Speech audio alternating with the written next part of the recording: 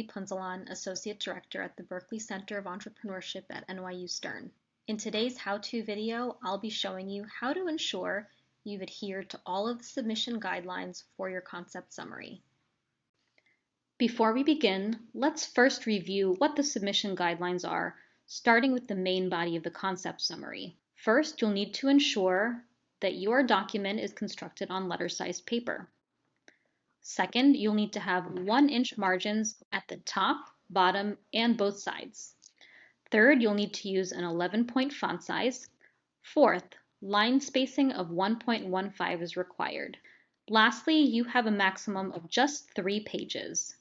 For the appendix, note that it's actually optional. You don't need to submit one if you don't wish to. If you do choose to submit one, the appendix should contain images and visual content only. You have maximum of 2 pages for this.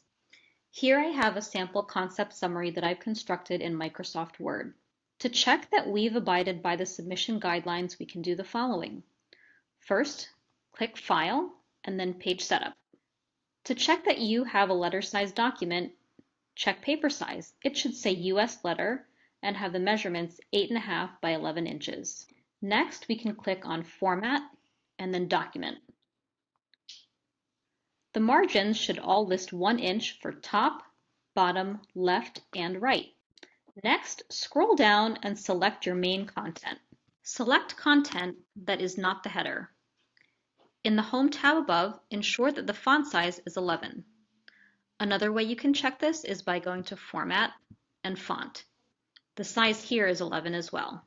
Lastly, you can check your line spacing by going again to Format, but this time selecting Paragraph. Where it says line spacing, be sure to click multiple, and in the field next to it, enter 1.15. Once you've ensured that these criteria have been met, go ahead and count your submission to ensure that it is no more than 3 pages. I don't think I need to tell you how to count to 3, but what I will do is clarify which parts of your submission don't count towards the 3-page maximum. The first is a cover page or title page if you have one, shown here.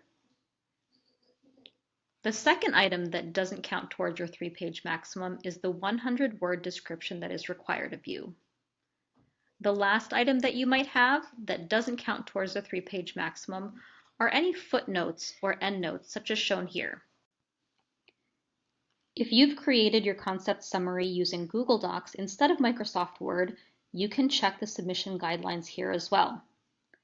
First, go to File and then Page Setup to check whether or not you have letter-sized paper and the correct margins. You may need to select Whole Document for the paper size to appear, and on the right-hand side is where your margins will show for top, bottom, left, and right. To check font size, again scroll down to the main content of your submission and select Text. The ribbon above will have a font size indicator here where you can ensure that you have 11-point font. To check your line spacing, choose Format and then line spacing.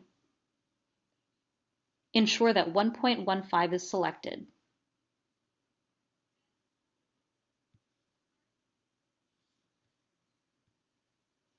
Here again, ensure that your submission is no greater than 3 pages. Remembering that your cover does not count, your 100-word description doesn't count, and neither do any footnotes or endnotes. Let's now move on to the appendix. Again, note that the appendix is optional. You are not required to do this. However, most people find this helpful in terms of lending a little bit more color to your submission. If you do choose to have an appendix, you have a maximum of 2 pages to include graphics, bar charts, images, and other visual content only. This is not a place for more text. In this sample appendix, I've included images that are perfectly permissible.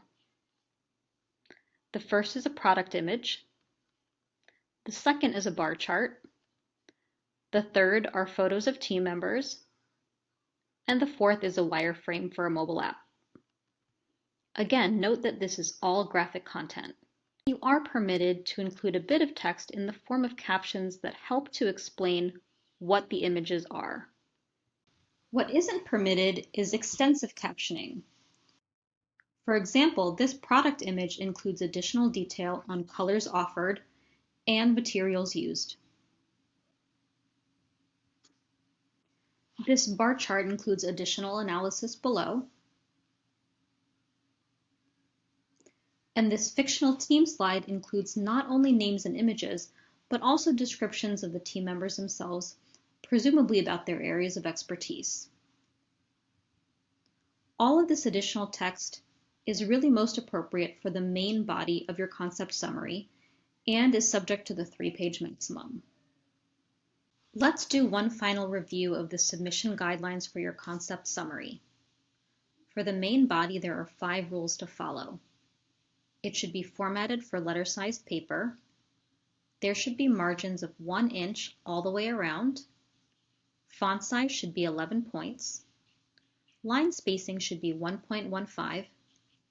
And there is a 3-page maximum which does not include the cover page, your 100-word description, or any footnotes or endnotes. The appendix is optional. However, if you do choose to submit one, there are 2 rules to follow. All content must be graphic or visual in nature, although you can submit some short captions, and there is a maximum of 2 pages. Probably the most important submission guideline is that there's a deadline of November 10th at 11:59 p.m. Best of luck to all you NYU entrepreneurs out there.